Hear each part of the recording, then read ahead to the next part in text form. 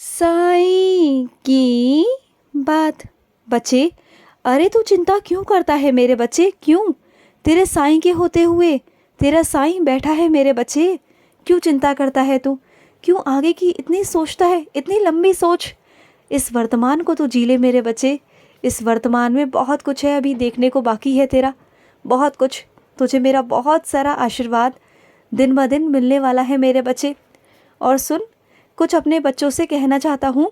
कुछ लोग ऐसे हैं तुम्हारे आसपास जो तुम्हें बर्दाश्त नहीं करते हैं, जो तुमसे नफरत करते हैं, तुम्हारे चेहरे से नफरत करते हैं। जो लोग तुम्हें चलते फिरते ताने मारते हैं, उल्टा सीधा कहते हैं तुम पर, ना ऐसी बातें करते हैं जैसे वो तुम्हारे अपने हैं ही नहीं, परायों से भी बदतर तुमसे व्यवहार करते हैं। तो सुनो, उन लोगों से ना कभी कोई उम्मीद मत रखना किसी भी बात की, और ना कभी उन लोगों का साथ का कभी ये सोचना कि वो तुम्हारा कभी साथ देंगे।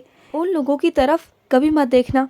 लेकिन हाँ, ये वादा मैं तुमसे ज़रूर करता हूँ कि जिस दिन उन्हें पछतावा होगा ना, उस दिन वो तुम्हारे पैरों में खुद गिड़गिड़ाकर माफ़ी मांगेंगे, तुम देखना।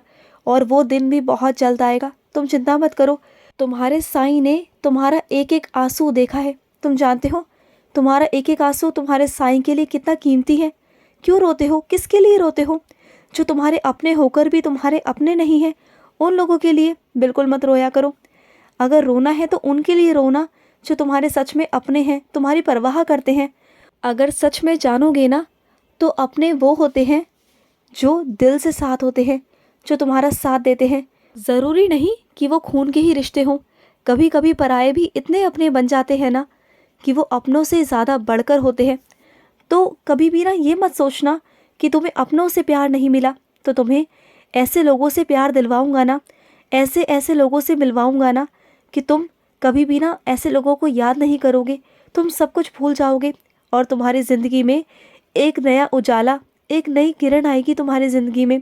तुम्हें नई जीने की वजह मिलेगी। और सुनो मेरे बच्चे, ये जो मौसम है ना, इस मौसम में थोड़ा सा बच कर रहो।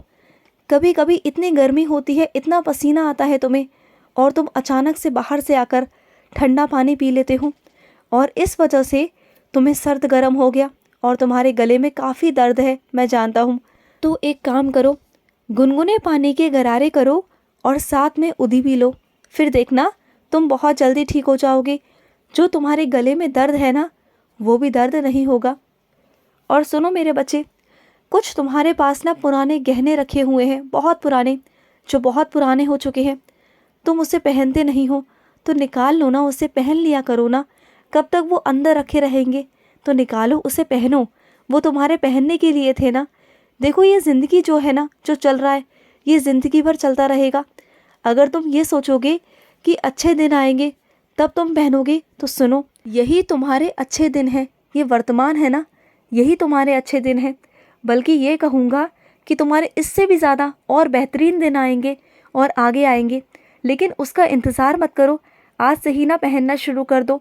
यूँ मन उदास कर कर मत रहा करो, अच्छे से रहा करो। तुम्हारे साईं को ना ऐसे तुम्हारा रहना बिल्कुल भी पसंद नहीं है। तुम्हारे पास सब कुछ होते सोते तुम कुछ भी नहीं करते हो, तो करा करो ना। मुझे बहुत अच्छा लगता है जब तुम अच्छे से रहते हो, तुम्हारा मन खुश रहता है, तुम्हारे चेहरे पर वो मुस्कान आती है, तो मुझे बहुत अच्छा लगता है, बहुत अच्छा।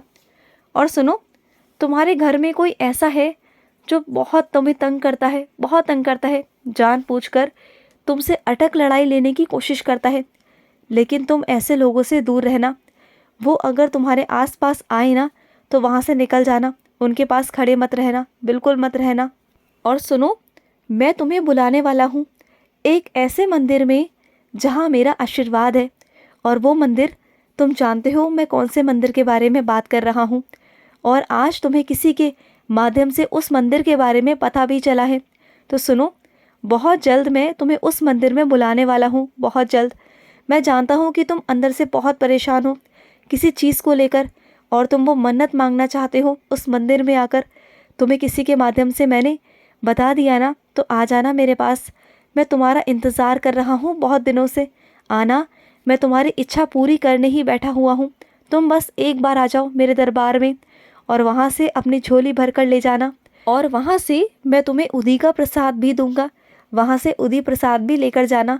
उदी प्रसाद भी ना मैं तुम्हें अपने हाथों से ही दूंगा, ये याद रखना, किसी और के हाथों से नहीं दूंगा। मैं खुद आऊँगा तुम्हें उदी प्रसाद देने, तुम्हें उदी प्रसाद देकर ही वहाँ से विदा करूँगा और वहाँ तुम्हें बिठाऊँगा भी, अपने भजन में वहाँ बिठाऊँगा। और फिर देखना, जिस मन्नत को लेकर तुम मेरे पास आओगे ना, वो मन्नत तुम्हारी 101% पूरी होगी मेरे बच्चे, ज़रूर होगी, तुम देखना। और मैं तुम्हें बहुत जल्द वहाँ पर बुलाने वाला हूँ। मैंने तुम्हें संकेत दे दिया है, बस तुम्हारा वहाँ पर आना बाकी है। मैं तो तुम्हारी राह देख रहा हूँ, आंखें बिछाए मैं तुम्हारा इंतज़ार कर रहा हूँ। आ जाओ मेरे बच्चे, जल्द से जल्द आना। और सुनो, हाँ मैं तुमसे ही कह रहा हूँ, तुमसे ही। जो मेरा बच्चा मुझ पर विश्वास रखता है ना, वो भी दृढ़ विश्वास, तो उसके स्वयं सारे कार्य मैं खुद आकर करता हूँ, खुद। मैं अपने बच्चे से नहीं करवाता और ना ही किसी और से करवाता हूँ। वहाँ मैं खुद ही चल के आ जाता हूँ अपने बच्चे के खातिर। अपने बच्चे के खातिर तो मैं कोसों दूर, मीलों दूर से आ सकता हूँ, कहीं भी और कहीं भी जा सकता हूँ। मैं अपने बच्चे के लिए कुछ भी कर सकता हूँ, कुछ भी। क्योंकि जहाँ मेरे बच्चे की बात आती है ना, वहाँ तुम्हारा साईं कुछ सोचता समझता नहीं है, बस कर देता है। और मैं तुमसे बहुत प्यार करता हूँ, ये बात हमेशा याद रखना, हमेशा। और अपने कुछ बच्चों को आदेश देना चाहता हूँ कि चाहे तुम लाखों कमाओ या हज़ारों कमाओ, लेकिन अगर उसका 1% तुम दान नहीं करोगे ना, तो तुम्हारा वो कमाना बिल्कुल व्यर्थ है मेरे बच्चे, बिल्कुल व्यर्थ है।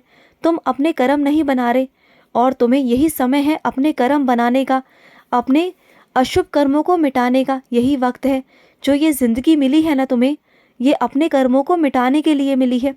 लेकिन तुम आजकल की दुनिया में इतना खो गए हो ना, इतनी भाग दौड़ बड़ी वाली ज़िंदगी में अपने आप को तुमने उलझा लिया है ना, शायद तुम्हें पता ही नहीं चल रहा कि तुम इस धरती पर, इस दुनिया में क्यों आए हो, क्यों मैंने तुम्हें भेजा है, क्या मकसद है तुम्हारा यहाँ आने का, क्या करना है तुम्हें, सब भूल गए हो।